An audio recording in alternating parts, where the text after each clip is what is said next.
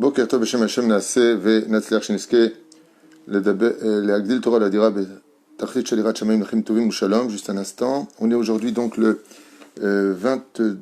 4 du mois de février, לחיים טובים ושלום, et le 22 du mois de Shvat. On commencera une série de shiurim aujourd'hui, aussi sur la paracha, on prendra une idée du Orachem Akadosh, mais on commence par le Moussar, avec les conséquences des disputes, tout ce qu'elles peuvent emmener, les tsarines arabes. Alors aujourd'hui, c'est un shiur qui a été acheté par notre ami Dan Alouche, Hashem Varech Oto Bechol Asher Lo Hu Veshto, pour la askara de son papa Claude Chamous Ben Baya, Zichrono Livracha, Zchut HaTorah Tegen Ba'ado Ve'yalet Nishmato Kezor Rakia, Bezrat Hashem, Bakol Mikol Kol. En même temps, on pensera à l'élévation de l'âme de Georges Eliaou Ben Simcha Alice Amar, Shane Ben Fidja, Denis Simcha Batlola, Tzipora Bat Zeligman Levi Yuda Sin Ben Eliaou Sayad, Gérard Grulik, Chaim Aaron, Yosef Ben Esther, Yosef Ben Rachel, Huguet Shirachaya Bat Yvonne, Saouda Myriam Bat Simcha, Zerbi Michel Simcha Bat Esther, David Eli Baruch Ben Marcel Michal, et Sarah Bat Hanina, Oufren Kol Mete Israël, Bezrat Hashem Itbarach, החלמה מהירה ורפואה שלמה לכל חולי ישראל, בכללם מורתימי הקדושה והטהורה, שרתה לבת אפרת מרים, ינאי בן אסתר, חי ינון בן ג'סיקה פלורט, אביב ארוני מחלוף בן שרה בן מוסא, ז'נין ג'ימול בת שמחה, j'espère qu'elle va bien, אהרון בן אסתר שנג'ל בעזרת השם, ובכן הילדה הנעימה, זה פופר בעזרת השם די תהילים, חיה, רוחמה, אסתר בת רבקה. שהקדוש ברוך הוא ירפאוה, רפאה, רפואה שלמה והחלמה מהירה בכל, מכל כל, וכן יהיה רצון לומר אמן. ותכף נתחיל את השיעור. Je crois aussi que j'avais un nom à donner ici, juste un tout petit instant, comme ça on répétera pas les noms. Refouah Shlema pour Maurice Ben Aïcha Meloul et Patrick Michael Shlomo Ben Yvette Esther Bezrat Hashem, Yosef Ben Maïcha Achlama Meira, Refouah Shlema. On dit que c'est vraiment urgent. Yael Bat Chaya Catherine aussi, Refouah Shlema.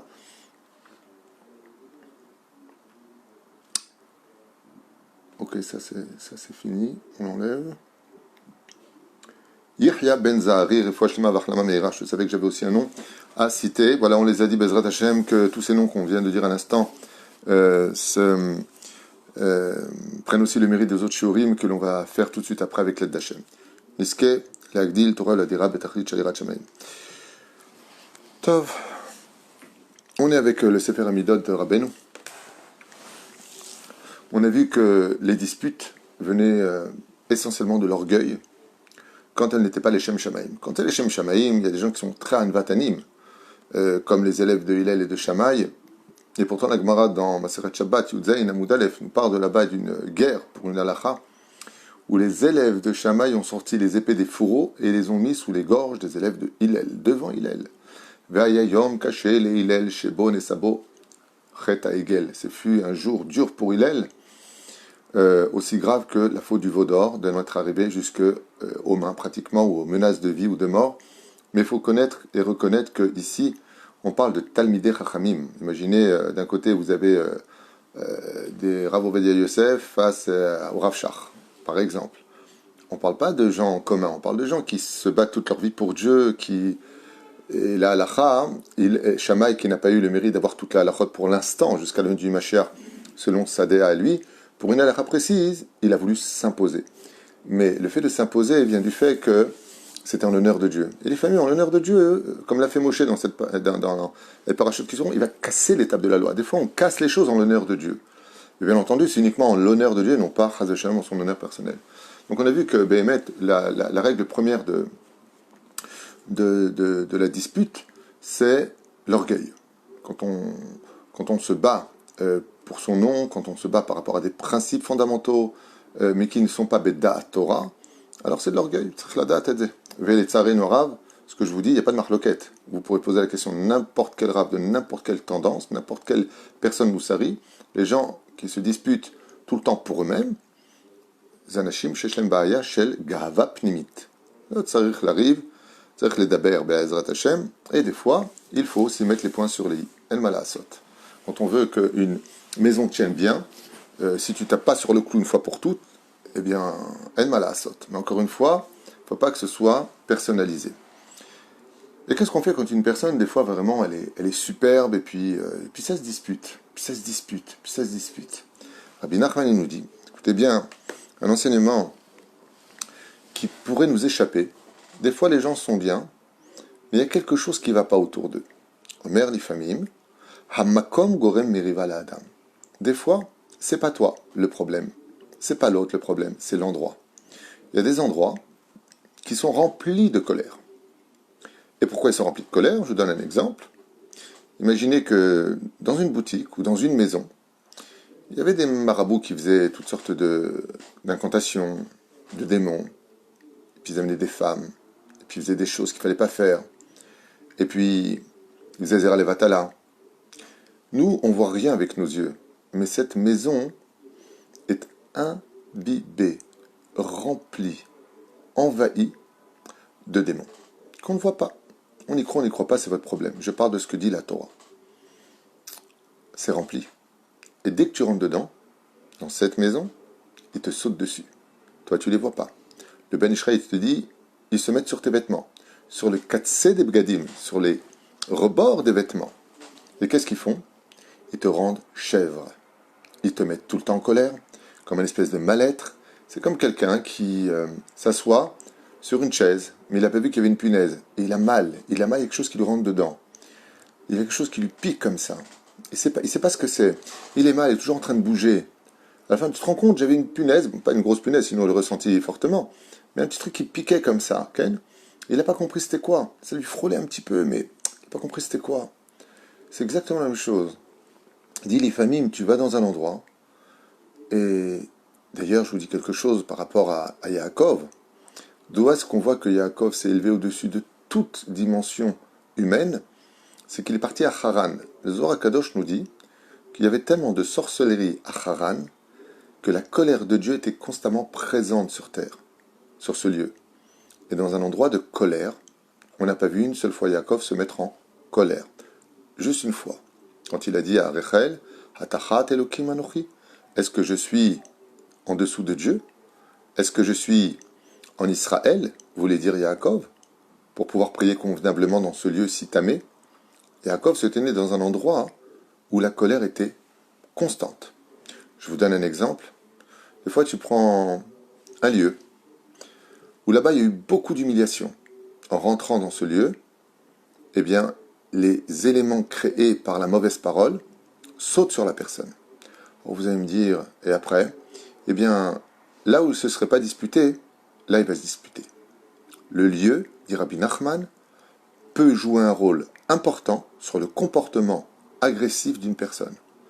Ce qui fait qu'il est très important. Quand on vient pour parler avec une personne, des fois, on voit que ça ne se passe pas bien ici, le ton commence à monter. Adif de lui, regarde, viens, on sort dehors.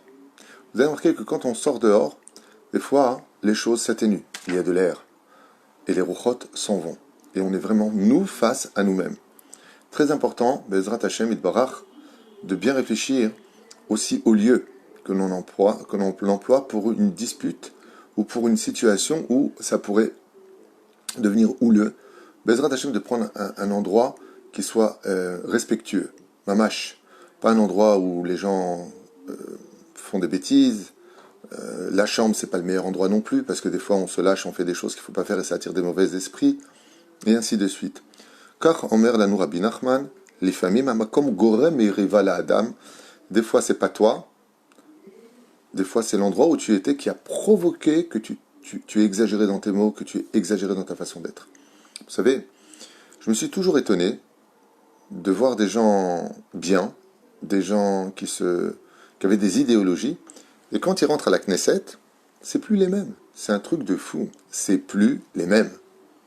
Ils s'assoient sur une chaise, ça y est, ils ont un poste, comme on l'a vu avec Ariel Sharon à la Vachalom, qui était craint, qui était de façon idéologique l'homme de la droite, celui qui était craint aussi des pays arabes à l'époque. Puis dès qu'il est devenu Premier ministre, il s'est assis à cette place, il a changé. Il est presque devenu Smolani, presque devenu gauchiste. Qu'est-ce qui s'est passé entre ce que tu as promis et ce que tu as fait? Makara, qui es-tu? C'est ce qu'il dit Rabbi Nachman. Des fois même la chaise où tu t'assois, elle peut te changer. L'endroit où tu t'assois, ça peut te changer. Il y a des gens, malheureusement, ils vont des fois dans les lieux, ils ne savent pas où ils sont. Au cinéma, ils vont au théâtre. Là-bas, il y a eu des mots, il y a eu des choses et des moqueries. Il s'assoit, quand il ressort avec lui, il a toutes sortes de choses invisibles qui s'accrochent à lui et qui vont lui ressortir bien, leur identité à travers des mauvaises paroles qui va sortir à sa femme ou à ses enfants, ou le contraire, la femme avec son mari. Et ça peut être pareil dans les bureaux. Alors vous allez me poser une question, certainement, en disant, alors quoi, si on achète une maison, on va faire une enquête sur ce qui était avant? Non, vous ne fatiguez pas. Hanoukat Baït. La Hanoukat Baït, c'est un karcher qui enlève tout ce qu'il y a à la maison. Peu importe ce qu'il y a eu avant. Les gens, des fois, ils n'achètent pas une maison parce qu'il y a eu un mort. C'est des Razma. Razma, il y a eu un mort. Parce qu'il y a eu un mort, tu n'achètes pas la maison. Mais il faut Zekatouv. Le mort, tu l'as enlevé. Ben, c'est pour moi. Ah oui, mais des fois, il veut revenir comme dans les films d'horreur. Il ne veut pas quitter sa maison. C'est vrai, ça peut arriver. Ça peut arriver. Il y a des gens qui ne sont pas acceptés dans le ciel, donc ils retournent à la maison, ils tournent. Mais ils n'ont pas forcément l'autorisation de faire du mal à ceux qui y vivent. Mais ils peuvent les pousser. Ils peuvent. Alors comment on fait? Hanoukat Baït. Et si tu as fait Hanoukat Baït, avec 10 hommes à la maison, avec tout le céder de Hanoukat Baït, comme c'est marqué dans les livres, et tu vois qu'il y a des choses qui ne bougent pas, ne prends pas la tête. Tu ouvres toutes les fenêtres de la maison, tu fais le céder encore une fois avec 10 hommes de Hanoukat Baït, tu mets de la tzedaka. Une fois que tu ouvres toutes les fenêtres, après le céder de Hanoukat Baït, je vous le dis comme ça, vous faites sonner du chauffard, les 30 colottes comme à Rosh Hashanah Bidiouk, et ensuite, la personne la plus pieuse et la plus forte en Torah dira tout simplement le Pitoum Aketoret. Ataou Hashem Elokeinu Shektiwa Avotenu, tout le monde connaît, c'est dans le Sidour. Vous l'avez à Shaharit, vous avez à Mincha, vous le lisez avec de grandes kavanotes, et vous verrez que vous n'aurez plus rien. Pachout, à Kol Tov Veyafé. La reine, c'est la sot Hanoukat Baït. Vous avez méchané qu'il y a un mort dedans, que personne est décédé là-bas, ça porte malheur, ma pitam. Alors les hôpitaux, ça porte malheur, pourtant on appelle ça le Betrefoua. Le Betrolim. On ne dit pas Betrolim, on dit Betrefoua. Toujours ouvrir la bouche du bon côté. Il n'y a pas des morts là-bas, alors on ne va pas à l'hôpital. Ou allez, je vais là-bas, alors il y a un truc. Non. Il n'y a pas des gens qui sont morts d'infarctus sur un banc, alors on ne s'assoit plus sur le banc. Ce serait les shtagé à miser. Les gens, ils se portent plus malheur à eux-mêmes que par l'imagination que les réalités. Là-bas, tu fais entendre le son du Zohar dans la maison. Le Zohar est tellement important dans une maison que même si tu ne le lis pas, il faut en avoir un à la maison. Le mieux, c'est de le lire, même si tu ne comprends pas. Au moins une feuille de Zohar par jour. Une feuille. Les hommes, les enfants, vous pouvez le faire. Une feuille de Zohar. Pourquoi? Parce que comme le Zohar est en araméen, des fois, quand il y a des mauvaises choses qui sont à la maison, l'araméen, dans l'Akdoucha, brûle tous les mauvais esprits. Ce qui fait que quand les Shindalet, les Ruchot, ils entendent de la lecture Kedosha en araméen, ils se barrent. Em lo souvlim et comme ça dit Minhat Yehuda de Rabbi Yehuda Ptaya à la Vachan dans son livre. Il dit quand tu veux savoir si c'est un bon esprit ou un mauvais esprit, tu lis de l'araméen. Pas de l'araméen, un journal araméen. Tu lis de l'araméen, du Zohar Kadosh, de Gemara, Frenaza derrière tout ce qui est Kadosh, et tu verras que faut juste ouvrir une fenêtre pour qu'il sort. Les Gemara c'est pour. La Chem fait très attention. Il dit Famim dit Rabbi Nachman une phrase très anoudine, comme ça, qui paraît très faible et innocente, qui veut dire beaucoup de choses. Des fois, on s'arrange, puis on dit, mais je ne sais pas ce qui se passe. Chaque fois que je viens dans ce lieu-là, je m'énerve. Nachon, t'as tzodek, t'es pas débile. Zanachon. Il y a des lieux qui peuvent mener l'homme à la dispute alors qu'il n'en avait pas l'intention et qu'il avait travaillé ses midot. Lama, qui a makom chez Nimtsabo, zemakom chez le Kaas. Car l'endroit où il se trouve, c'est un lieu de colère. C'est un lieu où il y a eu des péchés. Comme Zera Levatala,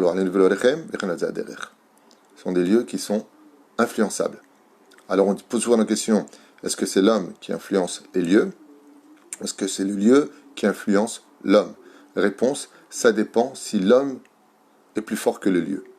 Un homme comme Baba Saleh Alav Shalom, un homme comme Rabbi Lubavitch, Rav Ovadia Yosef, tu peux le mettre dans n'importe quel endroit, lui il est plus fort. Parce que quand tu es dans la Torah, même les mauvais esprits, ils te respectent. Celui qui est de la Torah, c'est comme un ministre. Quand les sous-fifres, ils voient le ministre, Chabdimoto, aval des gens comme nous. Enfin, pas comme vous, comme moi. Quelque part. Mianiou Mahayai. Rien du tout. Ce qui fait qu'en 2 secondes, tac, peut m'attraper, me faire dire des choses qui ne sont pas bien. Prenons un exemple concret que m'a appris Rabbi Moshe Deri Tzadik Kadosh Uvracha. Rabbi Moshe, un jour, je lui ai posé la question, je lui ai dit, Kvodarav, maintenant il y a un pas parler dans les toilettes.